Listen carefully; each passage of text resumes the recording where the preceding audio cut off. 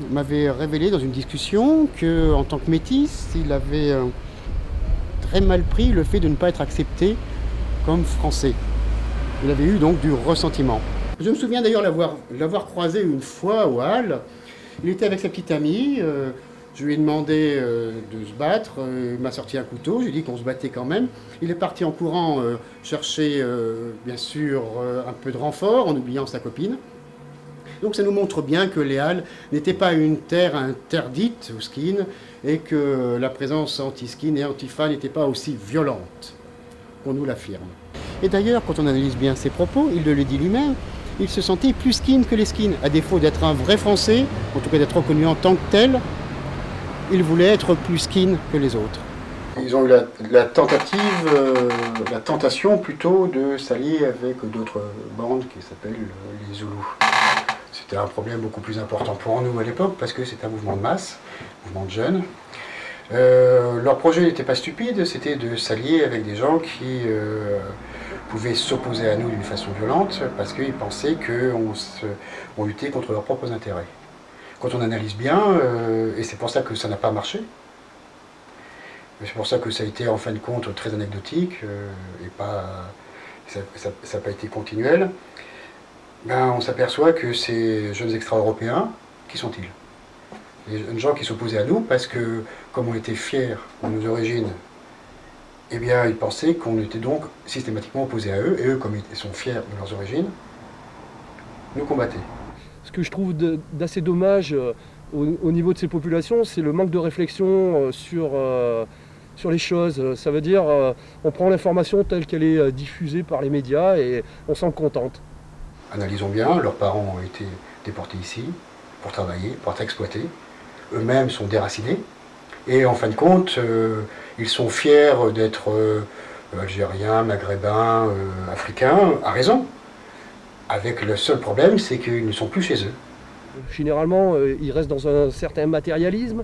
Donc, ils regardent la télé leur dit bah, ça c'est noir, alors bon, on va pas chercher. Si la télé nous a dit ça, c'est que c'est vrai, quoi. Très rapidement, nous avons compris que comme ils étaient, comme nous, victimes de l'immigration, eh bien, nous avions le même combat.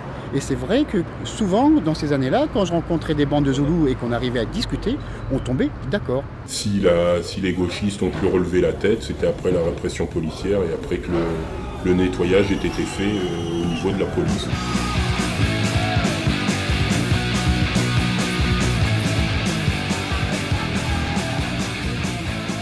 Je tiens à préciser que si je parle à visage flouté, c'est que j'ai un emploi, j'ai une vie de famille, etc.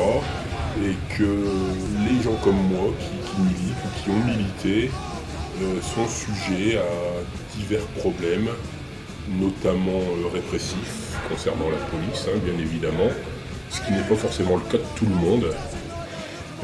Être skin, c'est une application H24. Par son look, par son attitude, le skin est l'antithèse du poisson dans l'eau. C'est tout de suite ce qu'il pense. Donc déjà, ça implique une volonté d'affirmer ses idées, qui est forte, et normalement une certaine force, si ce n'est morale ou moins physique. Tout le monde sait évidemment que quand on exprime nos idées en France, surtout en France, eh bien, la liberté d'expression est muselée. Eh bien, si un skin, un nationaliste dit ce qu'il pense, il a de fortes chances d'aller en prison. Ce qui nous a tués, véritablement, c'est la médiocrité ambiante. Ça veut dire que les petits gauchos qui venaient à notre rencontre, tout hurlant, plein d'ignominie contre la bête immonde, après quelques baffes, partaient en pleurant et bien ajustés dans leur tarin, morveux qui coulaient, aller voir la police et tous ces séides. Et qui détestait tant. Oui, et qui détestait tant d'ailleurs, qui est un fasciste, est un policier, combien de fois nous l'avons entendu, et aller porter plainte contre nos modestes personnes. Tout le monde sait très bien qu'on a passé notre vie en tant que skin en garde à vue, et parfois on en sortait au bout de 24 ou 48 heures. Ça, c'était les chanceux. Moi, personnellement, je dois avoir à peu près 25 condamnations. Avec toutes, bien sûr, les amendes qui vont avec, et les a vannis. Et il y en a d'autres qui ont subi bien plus que moi. Il suffit d'en parler à quelques-uns qui vous expliqueront, ou même ceux qui ne vous expliqueront rien du tout, rien qu'à la vue de leur casier, vous apercevrez rapidement que ceux qui gênent la police ont des soucis. Ceux qui la gênent moins, en tout cas, peuvent se permettre de faire des raps dignes de Bénébi. J'ai été condamné pour violence. Donc, normalement, je n'avais pas le droit de partir de Lorient. Et je suis parti quand même. Donc, il y avait un avis de recherche nationale sur moi. Et si je ne travaillais pas, je faisais 4 mois ferme. Le jour où le stand des antifascistes radicaux du Scalp s'est fait attaquer, ils ont tous déposé plainte, ces braves gens. Ils ont tous déposé plainte, ils ont tous été témoignés. Néanmoins, la police était quand même fasciste.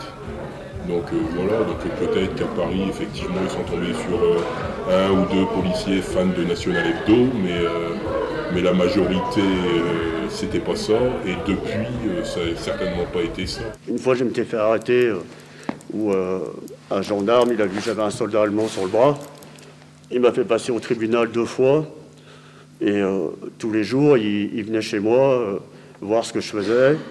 Il m'arrêtait tous les jours en voiture. Et donc, c'est pour ça qu'après, j'étais obligé de partir, quoi. Donc, je ne pouvais plus rien faire. Je pourrais vous parler de condamnation de gens qui ont pris 6 mois de prison pour une journée d'ITT. Est-ce qu'on peut même parler d'agression?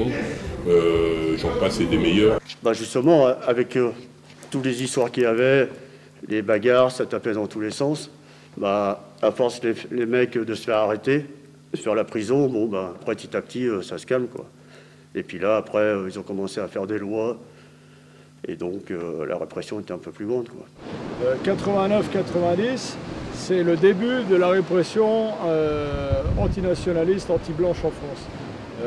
Qui est l'apogée de cette répression, c'était le vote de la loi Fabius-Guesson en 1990, qui est pour moi l'archétype de la loi anti-française, anti-liberté d'expression, anti-liberté de pensée. C'est d'ailleurs une loi qui a servi de modèle en Allemagne, en Suisse et dans plusieurs autres pays. En 90-91, j'ai fait 2 fois 4 mois de prison pour des délits de presse. Bon, c'était de la prison en semi-liberté parce qu'à l'époque je travaillais, comme c'était des délits de presse, j'avais le droit à la semi-liberté. Mais en 92, là j'ai fait 8 mois de prison aussi pour un délit de presse. J'avais fait 6 mois de prison, dont 3 mois à Fresnes. Un super milieu où on rencontre la société multiculturelle et pluriethnique du futur. Et ensuite, en sortant de Fresnes, j'étais à nouveau poursuivi par Patrick Gobert, qui était l'éminence grise de Charles Pasqua, le ministre de l'Intérieur de l'époque. Il nous avait poursuivis, moi et Michel Lajoie, parce que Michel Lajoie avait écrit un article où il lui reprochait d'être indirectement, mais on peut près, quand même, responsable de la mort d'un historien non conformiste breton. Il y a un arsenal qui aujourd'hui, s'il est voté très prochainement, devrait interdire et ne plus permettre l'expression du racisme. J'avais pris à nouveau 6 mois de prison, comme j'en avais marre d'aller visiter la France du futur, aux frais de l'État, j'ai décidé de m'exiler. Et en fait, début 93, je suis parti, et en fait, depuis 15 ans, j'ai plus remis les pieds en France. Quand tu as un idéal, tu dois t'attendre à prendre des coups et tu dois t'attendre à en donner. C'est une logique. À partir de 2000-2001, j'ai recommencé à avoir des problèmes avec la justice qui ne voulait pas me laisser m'exprimer librement, ou même quand je ne m'exprimais pas directement, trouver toujours quelque chose pour me condamner. Par exemple, j'ai été à nouveau condamné à 6 mois de prison et 5 500 € d'amende, simplement parce que mon nom figurait sur un site internet de l'Église aux États-Unis. Jusqu'en 2010, je suis interdit de territoire en France. Pas officiellement, bien sûr, j'ai toujours la possibilité de rentrer en France. Personne ne me l'interdira, je ne suis pas en exil. Mais si la police me contrôle et reconnaît mon nom, je suis soit obligé de payer 5 500 € d'amende, soit de faire 6 mois de prison. Parce que maintenant, on fait comme on vit dans une dictature molle, ce que j'appelle une dictature molle. Les gens ne veulent plus avoir d'opposants.